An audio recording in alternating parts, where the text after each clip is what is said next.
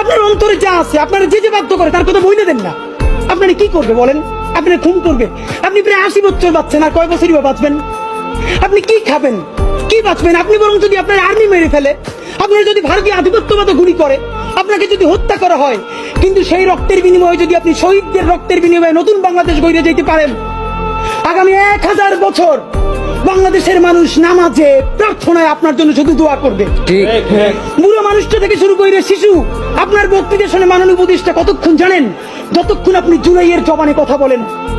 বাংলাদেশে গত 50 বছরে কোন রাষ্ট্রপ্রধানের 30 মিনিট 40 মিনিটের বক্তৃতা, রিক্সা চালক, ভ্যান চালক, সবজি বিক্রেতা, বিশ্ববিদ্যালয়ের প্রফেসর, ছাত্র জনতা আধা ঘন্টা বসে তার বক্তৃতা শুনে নজির নাই, যেটা আপনারটা হইছে। ঠিক।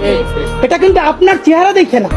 আপনি রাজনৈতিক দল করছিলেন, ফেরও করছেন, কিন্তু এইবার যে আপনার এই বাংলাদেশের পক্ষে হৃদয় নিংড়ে ভালোবাসা, আপনি যখন বক্তৃতা করেন আপনি আর্টিফিশিয়াল কিছু বলেন না, কিন্তু আপনি যখন ঘোষণাপত্র বললেন আপনার চেহারায় আর্টিফিশিয়াল ছাপ।